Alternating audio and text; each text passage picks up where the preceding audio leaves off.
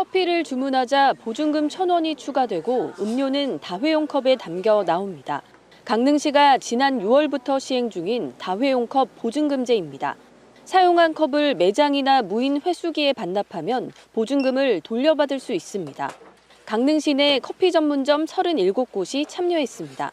포스터 비치해두고 있고요. 테이크아웃 시에 다회용 컵 건면해 드리고 알겠다라고 하시는 분들 한해서만 우선 드리고 있습니다. 하지만 제도 시행 반년이 지났음에도 현장 정착은 더딥니다.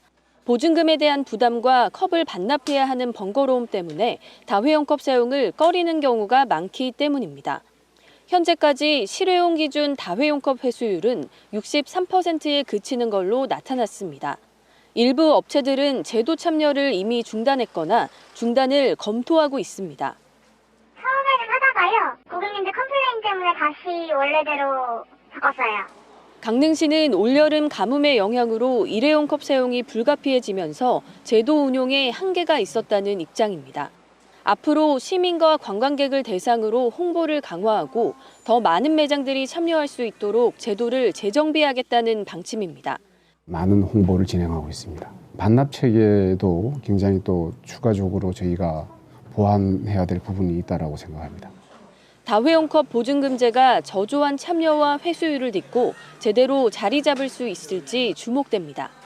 KBS 뉴스 조윤주입니다. 산더미처럼 쌓여 거리에 흉물이 된 일회용 컵들, 서울 홍대 거리의 풍경입니다. 이런 문제를 해결하기 위해 정부가 최근 내놓은 일회용 컵 유료화 방안, 현장에선 논란이 계속되고 있습니다. 최소 가격은 정할까 합니다. 이제 대략 한 100원에서 200원 정도. 지난주 정부가 일회용 컵에 비용을 매기겠다고 발표했죠. 결국 커피값 인상 아니냐는 비판 여론이 쏟아지자 정부는 즉각 해명에 나섰습니다. 일회용 컵 비용을 영수증에 별도로 표시하면 소비자는 일회용 컵 사용에 따라 부담하고 있던 비용을 별도로 인식할 수 있게 돼서 가령 4,500원짜리 아메리카노를 산다면 커피 4,300원, 일회용 컵값 200원으로 따로 적힐 뿐 커피값 자체는 변하지 않는다는 설명입니다. 대신 텀블러를 가져온 고객에겐 이 200원을 빼주는 방식입니다. 컵 가격은 정부가 최저선만 정하고 매장 자율에 맡기기로 했는데요. 하지만 현장에선 컵 가격 별도 표기가 얼마나 실질적인 효과를 낼지 의문이란 목소리가 나옵니다. 특히 영세 매장에선 텀블러 세척과 할인 체계 마련이 부담스럽다는 우려도 제기되는데요. 많이 불편해할 것 같기도 하고 카페랑 손님 사이에서도 뭔가 갈등이 많이 생길 것 같아요. 정부의 환경 정책을 둘러싼 이런 실효성 논란과 혼선, 이번이 처음이 아니라는 게 더 문제죠. 대표적 사례가 일회용 컵 보증금제인데요. 일회용 컵에 담긴 음료를 살 때 보증금을 내고 컵 반환 시 돌려받는 방식입니다. 3년 전 제주와 세종에서 우선 시행됐지만 예산 부담과 실효성 논란이 이어지다 전국 시행 방침이 철회됐습니다. 다들 이해를 못하는 거죠. 우리가 그동안 노력한 것은 뭔가. 전면 금지했다가 계도 기간을 사실상 무기한 연장한 플라스틱 빨대 금지 제도도 마찬가지죠. 일회용 컵 유료 표기와 함께 앞으로 빨대는 종류 불문, 매장 내 사용이 금지되고 요청 시에만 제공하는 방식으로 바뀝니다. 정부는 일정 규모 이상의 장례식장에서도 일회용품 사용을 규제하겠다고 밝혔습니다. 플라스틱 쓰레기를 줄여야 한다는 명제, 반대하는 사람은 없을 겁니다. 문제는 어떤 방식으로 줄일 건가인데요.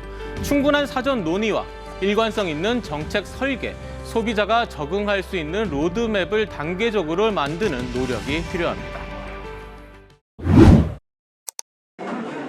3년 전 도입된 일회용 컵 보증금제. 일회용 컵에 담긴 음료를 살 때 보증금을 내고 컵을 반납하면 돌려받습니다.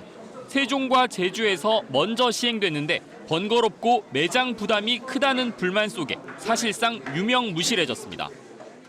판매자나 소비자나 모두를 불편하게 하면서도 정작 감량에는 도움이 안 되는.